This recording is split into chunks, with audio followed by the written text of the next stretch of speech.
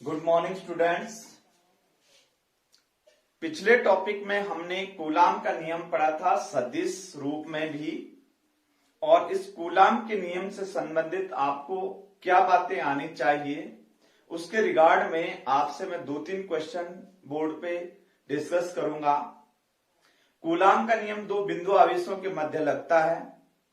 बल आकर्षण प्रकृति का भी हो सकता है, प्रतिकर्षण प्रकृति का भी हो सकता है।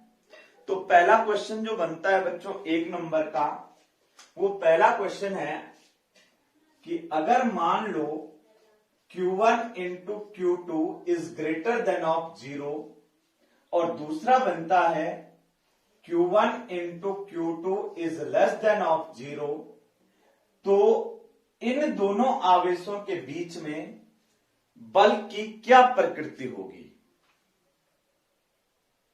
पहले क्वेश्चन में साफ दिख रहा है कि दो आवेशों का गुणनफल 0 से अधिक है, इसका मतलब धनात्मक मान है दोनों का गुणनफल। और दूसरे वाले टॉपिक में है कि दोनों आवेशों का गुणनफल 0 से कम है, यानी कि ऋणात्मक मान है। धनात्मक मान हमारे पास दो आवेशों का गुणनफल या तो दोनों प्लस प्लस होंगे या दोनों माइनस माइनस होंगे।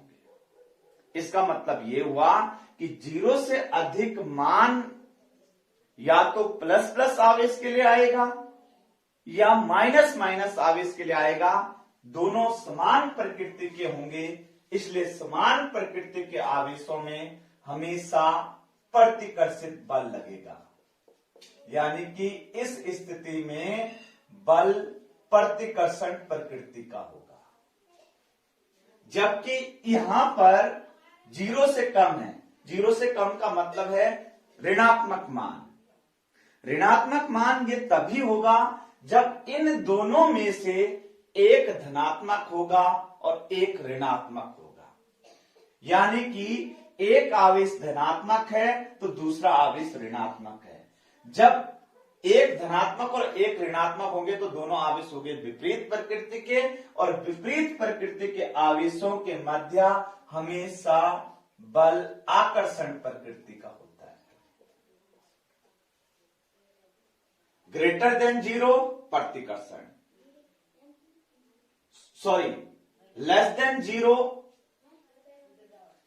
यहां पे ध्यान देखिए, Q1 into Q2 greater than 0 तो प्रतिकर्षण, Q1 into Q2 less than 0 तो आकर्षण।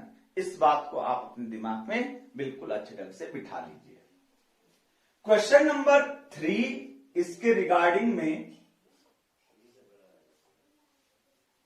प्रश्न आता है कि कूलाम एवं गुरुत्वाकर्षण के नियम में दो समानता तथा दो भिन्नता लिखिए। कूलाम का विद्युत नियम, कूलाम एवं गुरुत्वाकर्षण नियम में समानता एवं भिन्नता। आपको समानता और भिन्नता लिखनी है। इसके लिए हम एक कॉलम बनाएंगे, एक साइड में कूलाम का नियम तो एक साइड में गुरुत्वाकर्षण नियम। कूलाम का नियम ब्रैकेट में लिख रहा हूं, F बराबर है K इंटू Q1 Q2 बटे में R का स्क्वायर। तो गुरुत्वाकर्षण नियम को हम लिखेंगे F बराबर है G इंटू M1 M2 बटे में R का स्क्वायर। समानता क्या क्या है बच्चों इन दोनों के बीच में? सबसे मेन समानता है कि दोनों ही बल दूरी के वर्ग के व्युत्क्रमानुपाती हैं। दोनों ही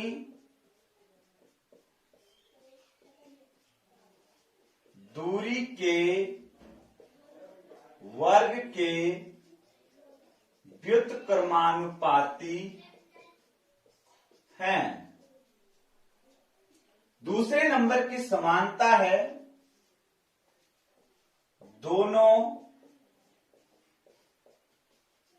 केंद्रीय बल हैं, यानी कि जो दोनों बल हैं वो केंद्रीय बंद है, केंद्र से होती हुई रेखा जो गुजर रही होगी उसके अनुदिश ही कार्यरत होगा। अगर हम बात करते हैं भिन्नता की, असमानता या भिन्नता, तो भिन्नता में कूलाम बल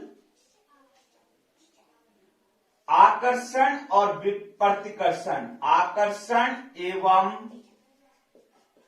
प्रतिकर्षण दोनों प्रकृति का होता है। ये बल कूलाम बल आकर्षण प्रकृति का भी हो सकता है और प्रतिकर्षण प्रकृति का भी। आकर्षण तब होगा जब विपरीत प्रकृति के आवेश होंगे और प्रतिकर्षण तब होगा जब समान प्रकृति के आवेश होंगे। जबकि गुरुत्वाकर्षण बल हमेशा आकर्षण प्रकृति का होता है, आकर्षण प्रकृति का होता है। दूसरे नंबर पे ये जो बल है ये माध्यम पर निर्भर करता है, माध्यम पर निर्भर करता है, जबकि ये गुरुत्वाकर्षण बल ये माध्यम पर निर्भर नहीं करता है, माध्यम पर निर्भर नहीं करता है। दो समानता और दो भिन्नता हो गई। एक और भी हो सकती है भिन्नता, इसमें जो कांस्टेंट आता है वो डिपेंड करता है मीडियम पर, माध्यम पर, जबकि इसमें जो कांस्टेंट जी है वो यूनिवर्सल कांस्टेंट है, वो किसी भी माध्यम पर निर्भर नहीं करता है। ये हमने यहां पर ही डिस्कस कर लिया है। ये था हमारे पास कूलाम के नियम से संबंधित एक दो बातें जो आपको आनी चाहिए। इसके बाद हमारे पास जो अगला टॉपिक है वो है, अगर मान लो बच्चों एक निकाय में दो से ज्यादा आवेश विद्यमान है तो बल को हम कैसे जोड़ेंगे घटाएंगे, वो नियम हमारे पास आता है अध्यारोपण के सिद्धांत के आधार पर। तो हेडिंग डालिए आप अध्यारोपण का सिद्धांत। नेक्स्ट हेडिंग है अध्यारोपण का सिद्धांत।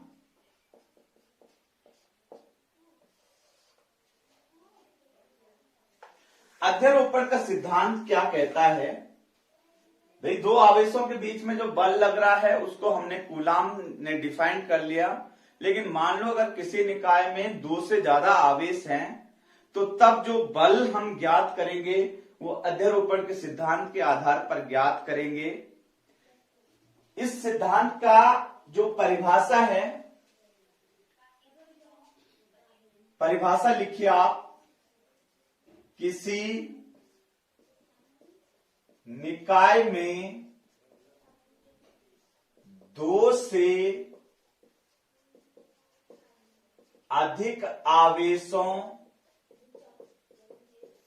के द्वारा किसी एक आवेश पर कार्यरत परिणामी बल का मान उन सभी आवेशों द्वारा स्वतंत्र रूप से कार्यरत बलों के सदिश योग के तुल्य होता है। ये इसकी डेफिनेशन है अध्यारोपण के सिद्धांत की। क्या है बच्चों अध्यारोपण का सिद्धांत? मान लो एक निर्देश तंत्र में एक्स वाई निर्देश तंत्र में जिसका ओरिजिन पॉइंट O है, उस निर्देश तंत्र में बहुत सारे आवेश विद्यमान हैं। सबसे पहले Q0 आवेश, दूसरा आवेश है Q1, तीसरा आवेश है Q2, चौथा है Q3 एंड इस तरीके से बहुत सारे आवेश हैं Qn। ये Qn इतने सारे आवेश हैं। ये आवेश भी इस आवेश पर बल लगाएगा, ये भी इस पर बल लगाएगा, ये भी इस पर बल लगाएगा, ये आवेश भी इस पर बल लगाएगा। तो जो Q0 आवेश पर जो परिणामी बल होगा, टोटल बल जो होगा, वो इन सभी बलों के जो इंडिविजुअली ये आवेश बल लगाएंगे इस पर, उन सभी बलों के सदिश योग के तुल्य होगा। फॉर एग्जाम्पल यहां पे देखिए Q0 आवेश पर जो बल लगेगा वो बल लगेगा जो नॉट आवेश पर पहला आवेश लगाएगा प्लस नॉट आवेश पर दूसरा आवेश लगाएगा प्लस नॉट आवेश पर तीसरा प्लस एंड सो ऑन। ये है हमारे पास अध्यारोपण के सिद्धांत की गणितीय विवेचना। अब इसको हम और ड्राइव करते हैं। मान लो बच्चों एक निर्देश तंत्र में, इसको आगे प्रूफ कर रहे हैं, प्रूफ माना एक निर्देश तंत्र एक्स वाई में Q0, Q1, Q2, Q3 and so on up to Qn आवेश विद्यमान हैं, जिनके मूल बिंदु के सापेक्ष स्थिति सदिश क्रमशः R0 vector R1 vector R2 vector and so on up to Rn vector हैं।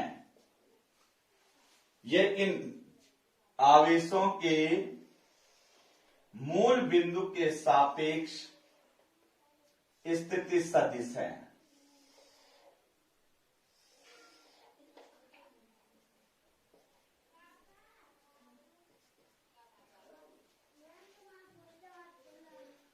तो Q0 आवेश पर Q1 आवेश द्वारा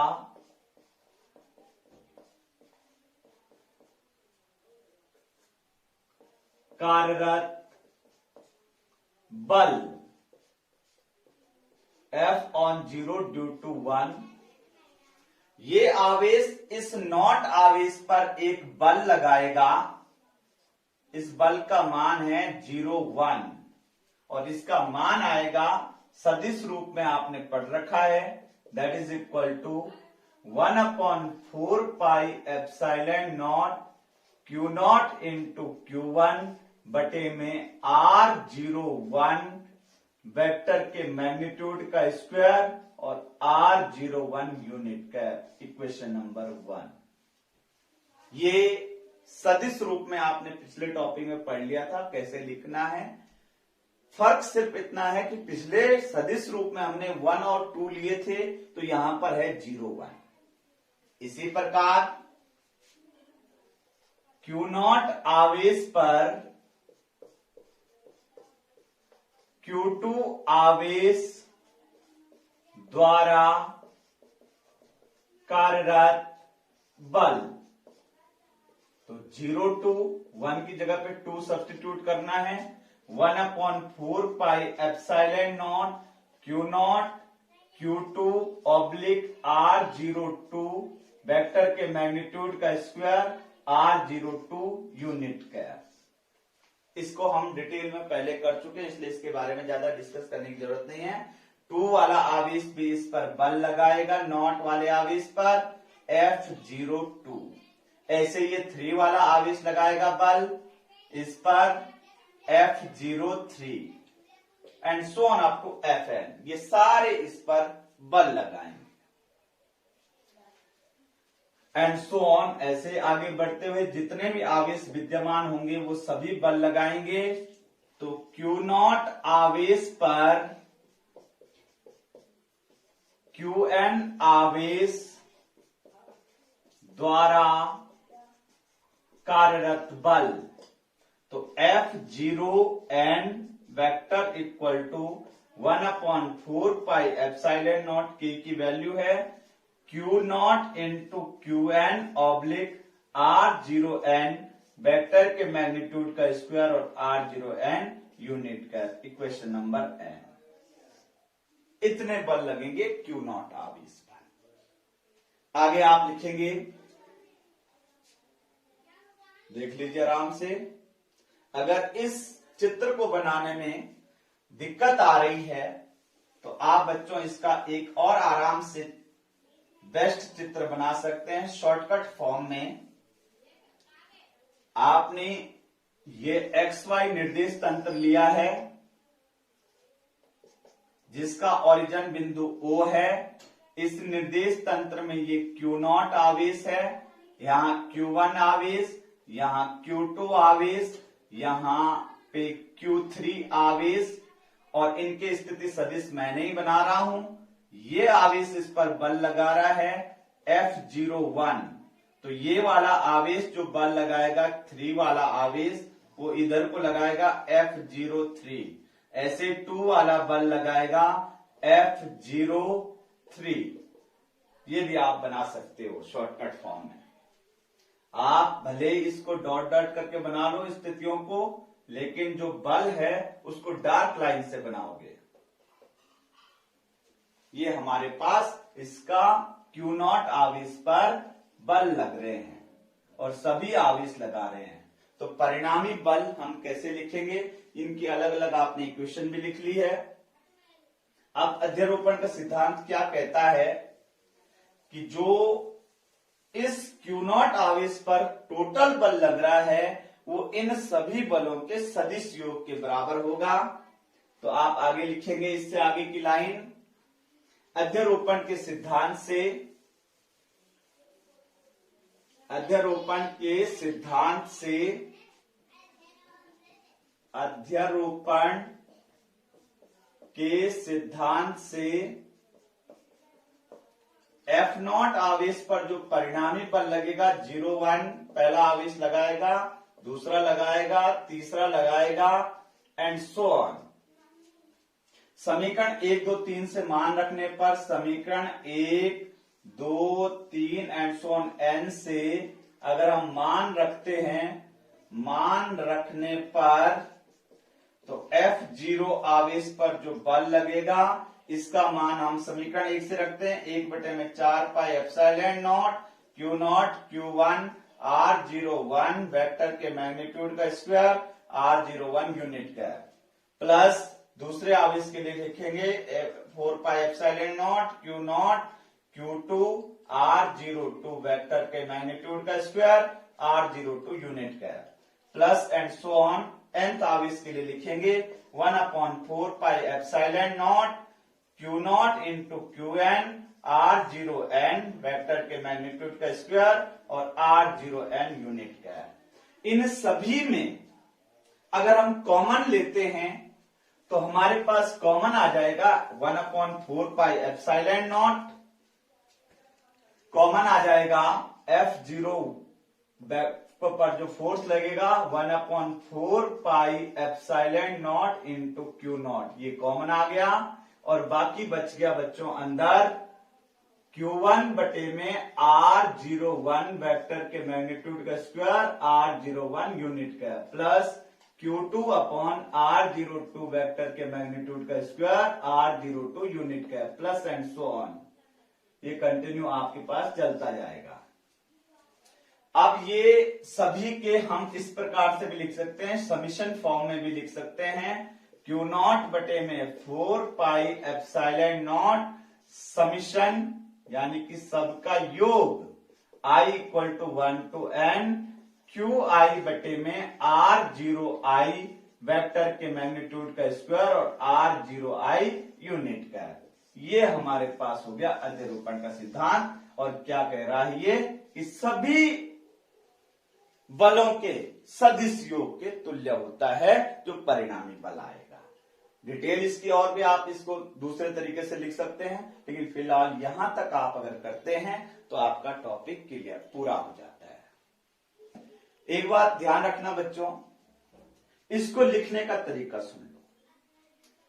जो भी चीज चेंज हो रही है, देखो यहां पे 1 1 2 2 ऐसे 3 के लिए 3 3 एंड सो ऑन। जो चेंज हो रहा है उसको हम सीधे लिखते हैं आई से, और आई का मान हम यहां पे मेंशन कर रहे हैं कि कहां से कहां तक। तो आई का मान बदल रहा है 1 से लेके n तक। तो ये हमारे पास टॉपिक पूरा हो चुका है। आप चाहो तो इसी टॉपिक को ऐसे भी लिख सकते हैं कि F0 vector equal to Q0 बटे में 4 pi epsilon naught summation of I equal to 1 to n QI बटे में R0I को मैं लिख रहा हूं R1 माइनस R0, या आप इसको ऐसे भी लिख सकते हैं R0 vector minus RI vector के मैग्नीट्यूड का स्क्वायर और R0I यूनिट का। इसको अलग करके अगर आप इसको यहां लिखते हैं वेक्टर फॉर्म में, वेक्टर लगाते हैं यहां पे, तो ये क्यूब हो जाएगा, यानी कि मैग्नीट्यूड एक और बढ़ जाएगा यूनिट कैप के हिसाब से। 11th क्लास का टॉपिक है, लेकिन इसमें आप ज्यादा डिटेल में ना जाते हुए यहीं पर इसको खत्म कर सकते हैं। इस जगह पे ये अध्यारोपण का सिद्धांत खत्म हो गया। ये अध्यारोपण का जो सिद्धांत है ये एक बार पेपर में भी आया था, लेकिन इससे रिलेटेड हमारे पास न्यूमेरिकल बहुत सारे हैं। तो इस प्रकार से बच्चों कूलाम का नियम कंप्लीट हो चुका है। चैप्टर का पहले 3 वीडियोस में आप आवेश की बेसिक बातें सीखते हैं, और चौथे वीडियोस में आप कूलाम का नियम सीखते हैं, और यहां पर आके कूलाम का नियम खत्म होता है अध्यारोपण के सिद्धांत तक। अब हमारे पास कुछ न्यूमेरिकल्स हैं, उस न्यूमेरिकल्स को हम डिस्कस करते हैं, और फिर हम अगले टॉपिक में बढ़ेंगे जो विद्युत क्षेत्र और विद्युत बल रेखाओं से संबंधित है। तो न्यूमेरिकल क्या है, सारे न्यूमेरिकल आप करेंगे। एग्जाम्पल पहले शुरुआत के एग्जाम्पल्स हैं और उसके बाद एक्सरसाइज के प्रश्न। तो कूलाम के नियम से संबंधित कूलाम के नियम तक के न्यूमेरिकल हम सॉल्व करेंगे, जो कम से कम 7-8 न्यूमेरिकल हैं। पहला न्यूमेरिकल हमने कर लिया था कि एक कूलाम आवेशित करने के लिए कितने इलेक्ट्रॉन स्थानांतरित होंगे। एग्जाम्पल नंबर 2 है, एग्जाम्पल नंबर 1.2 है बच्चों। दूसरी एग्जाम्पल कि मान लो किसी वस्तु पर वस्तु के द्रव्यमान में 9.1 नैनोग्राम की वृद्धि होती है, तो उससे कितने वो वस्तु कितनी आवेशित होगी या उससे कितने इलेक्ट्रॉन स्थानांतरित होंगे। फिर क्वेश्चन को देख लेना, किताब में है। एक वस्तु जो है उसके द्रव्यमान में 9.1, ये साफ लिख रहा है वो कि उसके द्रव्यमान में जो चेंज हो रहा है वो हो रहा है 9.1 नैनोग्राम। उससे पूछ रहा है वो, क्वेश्चन में पूछ रहा है कि how much electron will be displaced, कितने इलेक्ट्रॉन उस पर आ रहे हैं। द्रव्यमान में वृद्धि तभी होगी जब इलेक्ट्रॉन आ रहे हैं, और इलेक्ट्रॉन आने पर वस्तु ऋणावेशित होगी, और कितनी वो ऋणावेशित हो रही है दूसरा उसमें ये पूछा गया। क्वेश्चन आपकी समझ में आ गया। इसको सॉल्व करने का तरीका है, सॉल्यूशन, द्रव्यमान में परिवर्तन जो होगा बच्चों वस्तु के, वो इलेक्ट्रॉन के आने से होगा। एक इलेक्ट्रॉन के आने से द्रव्यमान परिवर्तित होगा m ऑफ इलेक्ट्रॉन, और अगर n इलेक्ट्रॉन आते हैं तो द्रव्यमान में परिवर्तन होगा n into m of electron. तो यहां से हमारे पास n का मान आ जाएगा डेल्टा m बटे में m of electron. Number of electron जो आएंगे वो इस तरीके से आ जाएंगे, कितने इलेक्ट्रॉन उस पर आए। तो नैनोग्राम को हम पहले स्टैंडर्ड फॉर्म में लिखते हैं। नैनो का मतलब होता है 9, तो इंटू 10⁻⁻9 ग्राम, ये ग्राम में कन्वर्ट हो गया। अब इसी को हम किलोग्राम में कन्वर्ट करते हैं, तो 9.1 इंटू 10⁻⁻12 किलोग्राम, ये द्रव्यमान परिवर्तन हो गया स्टैंडर्ड फॉर्म में। दूसरा हमारे को चाहिए इस फॉर्मूले में मास ऑफ द इलेक्ट्रॉन। तो यहां पर आप लिख लेना पहले से ही कि mass of the electron equal to 9.1 into 10⁻31 kilogram, ये m ऑफ द इलेक्ट्रॉन है, मास ऑफ द इलेक्ट्रॉन। तो फॉर्मूले में डायरेक्ट रख देंगे 9.1 इंटू 10⁻12 डेल्टा m का मान, और मास of the electron 9.1 into 10⁻31 kilogram से किलोग्राम कैंसिल आउट हो गया। तो n का मान हमारे पास आ जाएगा बच्चों 9.1 से 9.1 कैंसिल आउट हो गया, और ये ऊपर चला जाएगा 31 प्लस के 12 माइनस के, तो बच गया आपके पास 10⁻19। यानी कि पहला आंसर आपका आ चुका है पहले पार्ट का कि 10⁻19 इलेक्ट्रॉन जब उस वस्तु पर आएंगे तो उस वस्तु के द्रव्यमान में 9.1 नैनोग्राम की वृद्धि होगी। दूसरा इसमें सेकंड पार्ट पूछा है कि वस्तु कितनी आवेशित होगी। तो वस्तु का आवेश का मान ज्ञात करने के लिए क्वांटीकरण का फॉर्मूला है n इंटू ई। तो वस्तु आवेशित हो जाएगी बच्चों, Q बराबर है n का मान हमारे पास 10⁻19 इंटू ई का मान है 1.9 इंटू 10⁻⁻19। ये दोनों कैंसिल आउट हो गए और Q बराबर आ गया 1.9 कूलम। अब आपको ये ध्यान देना है, इलेक्ट्रॉन आ रहे हैं तो निश्चित बात है उस पर आवेश ऋणावेशित होगा, इसलिए Q का मान ऋणावेशित है। आपको इसमें प्रकृति पूछी गई है तो इसकी प्रकृति का आंसर आ गया ऋणावेश, क्योंकि इलेक्ट्रॉन आ रहे हैं इसलिए वस्तु ऋणावेशित होगी। दो न्यूमेरिकल इससे रिलेटेड हो चुके हैं आवेश के क्वांटीकरण से। तीसरा न्यूमेरिकल है बच्चों, इसको नोट डाउन कर लो। थर्ड न्यूमेरिकल है। न्यूमेरिकल अगर हम टॉपिक के साथ साथ करते हैं तो ज्यादा बेटर रहेगा, नहीं तो एक लास्ट में इसका काफी ज्यादा बर्डन बन जाएगा और तब न्यूमेरिकल करने में आनंद नहीं आता है। तीसरा न्यूमेरिकल है जो भी क्वांटाइजेशन ऑफ द चार्ट से रिलेटेड है।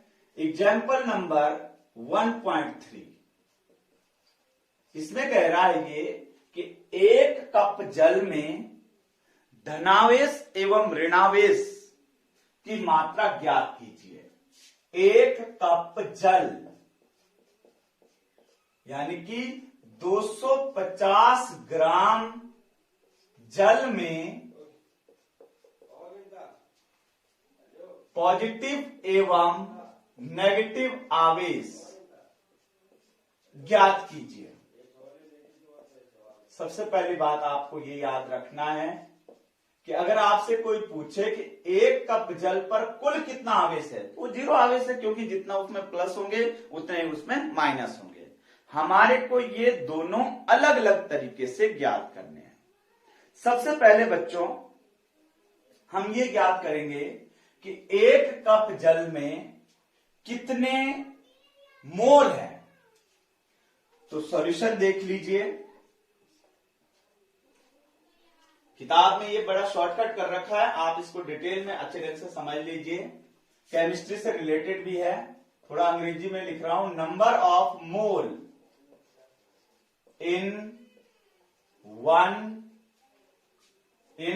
250 gram, that is equal to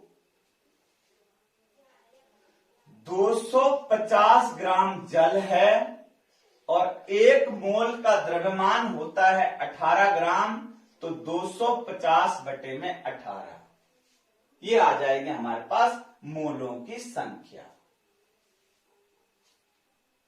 उसके बाद ये मोल ज्ञात करने, number of molecule in 250 gram of water,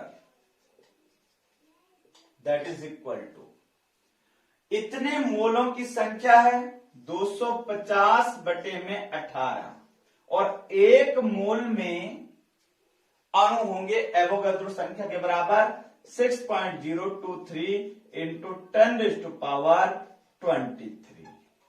ये आ गया हमारे पास मोलों की संख्या, सॉरी मॉलिक्यूल्स की संख्या। मोल की संख्या ये है, ये मोल है, मोल्स, ये है मॉलिक्यूल्स।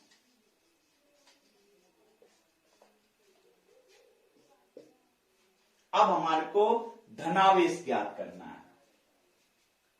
Therefore, बिकॉज आप जानते हैं कि पर 1 मोल में नंबर ऑफ पॉजिटिव चार्ज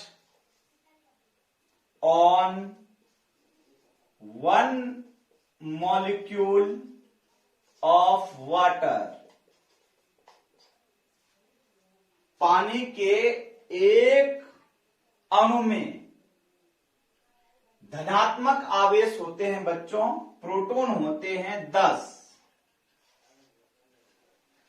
ई कैसे होंगे आपको पता है, H2O, ऑक्सीजन 8 प्रोटॉन, हाइड्रोजन का 1 प्रोटॉन, तो 2 × 1, तो ये दोनों मिलके हो गए 10 प्रोटॉन, 1 प्रोटॉन पर आवेश होता है E के बराबर, तो 10 प्रोटॉन पर आवेश हो जाएगा 10 E के बराबर, और ये 10 प्रोटॉन 1 अणु में विद्यमान है, इसलिए पॉजिटिव चार्ज हो गया 1 अणु पर 10 E। अब हमारे पास अणु की संख्या इतनी है, तो इसको पूरा सॉल्व कर लेंगे। Therefore, ज्यादा अंग्रेजी हो गई तो हिंदी में लिख लेता हूं मैं। Therefore, 250 ग्राम जल में कुल धन आवेश, इतने तो हैं बच्चों मॉलिक्यूल, 250 बटे में 18 गुणा 6.023 इंटू 10⁻23 गुणा 10 गुणा E का मान रख देंगे 1.6 इंटू 10⁻⁻19 कूलम। इसको आप सॉल्व कर सकते हो। ये सॉल्व करके ये जो आवेश का मान आएगा ये धनात्मक आवेश आएगा। इसको सॉल्व करके आराम से कर सकते हैं सॉल्व, ज्यादा डिटेल में ना जाता हुआ मैं अभी इसको फटाफट फ्रैक्शन में डाल रहा हूं। 18 इंटू 6.023 इंटू 1.6 इंटू 10⁻, देखिए आप